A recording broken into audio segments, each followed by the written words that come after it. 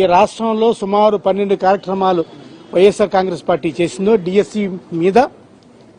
DSC కుంభకోణం మీద దీన్ని వెలుగులోకి తీసుకురావాలి. ఈ డిఎస్సి కుంభకోణం మీద శాసన మండలిలో మాట్లాడాలి. ఈ డిఎస్సి కుంభకోణం మీద శాసన మండలిలో మాట్లాడటమే కాకుండా రాష్ట్ర ప్రజలందరికీ కూడా ఈ రాష్ట్ర ప్రభుత్వం చేసిన భాగోతం రాష్ట్ర ప్రజలందరికీ తెలియజేయాలనే ఉద్దేశంతో మేము డిఎస్సిలో ఈ విషయం రైజ్ చేయబోతున్నాం. వైఎస్ఆర్ కాంగ్రెస్ పార్టీ మరి ముఖ్యంగా డిమాండ్ చేసేది ఏంటంటే, ఒకటి డిఎస్సి కుంభకోణానికి ప్రధాన కారకుడైన ఈ రాష్ట్ర విద్యాశాఖ మంత్రి నారా లోకేష్ గారి రాజీనామా చేయాలి. 2, ఈ కుంభకోణం మీద థర్డ్ పార్టీ ఎంక్వైరీ జరగాలి, అది సిబిఐ ఎంక్వైరీ జరగాలి. 3, ఏదైతే ఈ డిఎస్సిలో స్పోర్ట్స్ కోటా కింద సుమారు 469 మంది పోస్టుల్ని అమ్ముకున్నారో సాక్ష్యాధారాలతో శాసన మండలి సాక్షిగా మేము ప్రదర్శించబోతున్నాం. మేము కోరుకునేది ఏంటంటే, వైఎస్ఆర్ కాంగ్రెస్ పార్టీ కోరుకునేది ఏంటంటే, డిఎస్సి మీద చర్చ జరగాలి. ఆ డిఎస్సి చర్చ జరిగిన వెంటనే లోకేష్ రాజీనామా చేయాలి, థర్డ్ పార్టీ ఎంక్వైరీ జరగాలని చెప్పి దీని మీద నిర్ణయం తీసుకోవడం జరిగింది. ఇది ఒకటైతే, రెండోది రాష్ట్రంలో శాంతి భద్రతలు ఏ విధంగా ఉన్నాయి, ఏ విధంగా లా అండ్ ఆర్డర్ సిచ్యువేషన్ ఉన్నదనేది మనంతా గత 2.5 సంవత్సరాల నుంచి చూస్తున్నాం.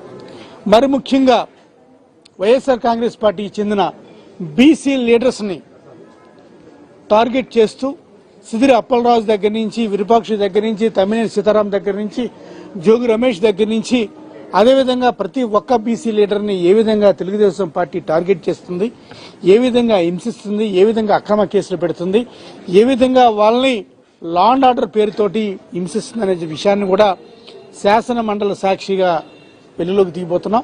ఇదంతా కూడా రాష్ట్ర ప్రజలకు తెలియజేయాలనే ఉద్దేశంతో ఈ డిస్కషన్ కూడా మేము ఇనిషియేట్ చేయబోతున్నాం. 3వది, మరి ముఖ్యంగా ఈ రాష్ట్రంలో రైతుల పరిస్థితి ఎంత హీనంగా, ఎంత దయనీయంగా ఉందనేది కూడా మనందరికీ తెలుసు. ఒక పక్క నుంచి వర్షాలు లేవు, ఒక పక్క నుంచి గిట్టుబాటు ధర ఏ పంటకి కూడా లేదు. ఈ రాష్ట్రంలో ఏదైనా పంటకి ఏదైనా గిట్టుబాటు ధర ఉందంటే అది ఒక గంజాయికి మాత్రమే ఉంది అనే విషయాన్ని అందరికీ కూడా తెలుసు. ఈ గిట్టుబాటు ధర లేని పంటలు ఏదైతే ఉందో, మరి ముఖ్యంగా పొగాకు పంట కావచ్చు, లేకపోతే ధాన్యం కావచ్చు, లేకపోతే పత్తి కావచ్చు, టమాటా కావచ్చు, మిర్చి కావచ్చు, దేనికి కూడా గిట్టుబాటు ధర లేదు. ఈ గిట్టుబాటు ధర ఇవ్వాలని చెప్పి వాటి మీద కూడా అసెంబ్లీలోనూ మండలిలోనూ మాట్లాడటానికి వైఎస్ఆర్ కాంగ్రెస్ పార్టీ నిర్ణయం తీసుకుంది. 4వది, మరి ముఖ్యంగా ప్రియాంక హత్య కేసు, ఏ విధంగా అయితే ప్రియాంకని రాజమండ్రిలో బ్రూటల్గా మర్డర్ చేశారో అటువంటి ప్రియాంక లాంటి మర్డర్లు కావచ్చు, లేకపోతే సాయికృష్ణ మర్డర్ విషయం కావచ్చు, లేకపోతే కాంతి కుమార్ మర్డర్ విషయంలో కావచ్చు, ఇలా ఏ మర్డర్ తీసుకున్నా సరే శాంతి భద్రతల విషయంలో ఈ రాష్ట్రం ఎలా ఫెయిల్ అయ్యింది, దీనికి ఈ రాష్ట్రం హోంమంత్రి ఏ విధంగా సమాధానం చెప్తారని మీద కూడా మేము మండలిలో మాట్లాడాలని చెప్పి సిఎల్పిలో తీర్మానం చేయడం జరిగింది.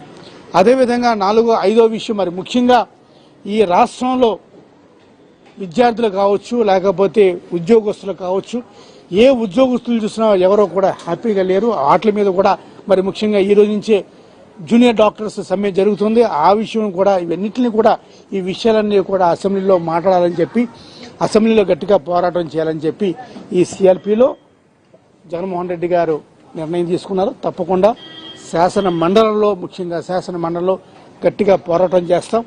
ఏది ఏమైనప్పటికీ కూడా రాష్ట్ర ప్రభుత్వం దిగొచ్చి మేము అడిగిన ప్రతి ప్రశ్నకు కూడా సమాధానం మా ద్వారా, శాసన మండలి ద్వారా ఈ రాష్ట్ర ప్రజలకు చెప్పవలసిన బాధ్యత తెలుగుదేశం పార్టీకి ఉంది, అదే కూటమి ప్రభుత్వంకి ఉంది.